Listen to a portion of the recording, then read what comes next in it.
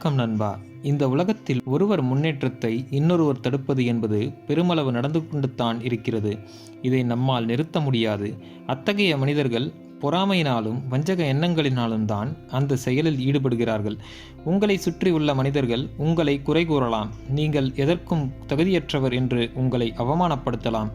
உங்கள் முயற்சிகளை சந்தேகிக்கலாம். உங்களால் முடியாது என்று கூறி உங்கள் தன்னம்பிக்கையை இழக்கச் செய்யலாம். ஆனால் இத்தகைய சூழ்நிலையிலும் நீங்கள் நினைத்த இலக்கை உங்களால் அடைய முடியும். இதற்கு ஒரு சிறந்த வழி இருக்கிறது. அந்த வழி என்னவென்று ஒரு சிறிய கதையின் மூலம் பார்க்கலாம். ஒரு காட்டில் தவளைகள் குதித்து குதித்து சென்று கொண்டிருந்தன. கூட்டத்தில் 2 தவளைகள் தவறி ஒரு ஆழமான குழியில் விழுந்தது. அந்த குழி அதன் உயரத்தை விட 5 மடங்கு ஆழமானது. மேலும் அதனுள் நீர் தேங்கி இருந்தது. அந்த 2 தவளைகளும் வெளியே வருவதற்காக முயற்சி செய்ய தொடங்கியது. பல நிமிடங்கள் குதித்து குதித்து முயற்சி செய்து கொண்டிருக்கும் போது குழிக்கு மேலே இருந்த தவளை கூட்டம் பேசத் தொடங்கியது.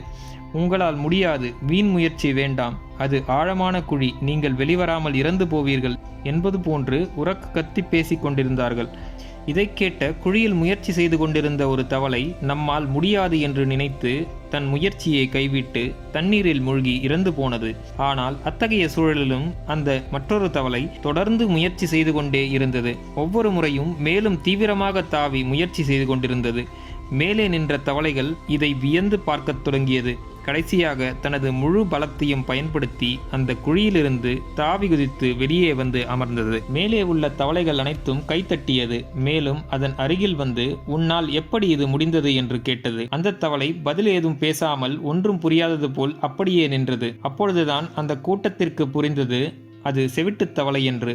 வயதான தவளை ஒன்று செய்கையின் மூலம் அந்த சாதித்த செவிட்டுத் தவளையிடம் கேட்டது, உன்னால் எப்படி முடிந்தது என்று. அதற்கு அந்த தவளை செய்கையின் மூலம் கூறியது, எல்லாம் நீங்கள் மேலிருந்து ஊக்கப்படுத்தியதனால்தான் என்னால் முடிந்தது என்று. அந்த தவளை செவிடு என்பதால் மேலிருந்து கூறிய நம்பிக்கை இழக்கச் செய்யும் வார்த்தைகள் எதுவும் அதன் காதில் விழவில்லை. மாறாக மேலிருந்து தவளைகள் தன்னை ஊக்கப்படுத்துகிறார்கள் என்பது போல் அதற்கு தோன்றியது. அதனால்தான் அது விடாமுயற்சியில் ஈடுபட்டு வெளியில் வந்தது. நண்பா, நமது வாழ்க்கையிலும் இந்த தவளை போன்ற மனிதர்கள் சுற்றி நின்று நம்மை குறை கூறி உன்னால் முடியாது என்று கூறி உங்களை நம்பிக்கை இழக்கச் செய்ய முயற்சி செய்யலாம். ஆனால் அத்தகைய சூழலிலும் செவிட்டுத் தவளையை போன்று அதை காதில் வாங்கிக் கொள்ளக்கூடாது. மேலும் தடைக்கற்களை படிக்கற்களாக மாற்றும் முயற்சியில் இறங்க வேண்டும். இதுவே அந்த தடைகளிலிருந்து வெளிவர சிறந்த வழி. நண்பர்களே, மேற்கூறிய விஷயங்கள் உங்களுக்கு பிடித்திருக்கும் என்று நான் நம்புகிறேன். பிடித்திருந்தால் லைக் பண்ணுங்க, உங்கள் ஃப்ரெண்ட்ஸ் அண்ட் ஃபேமிலிக்கு ஷேர் பண்ணுங்க.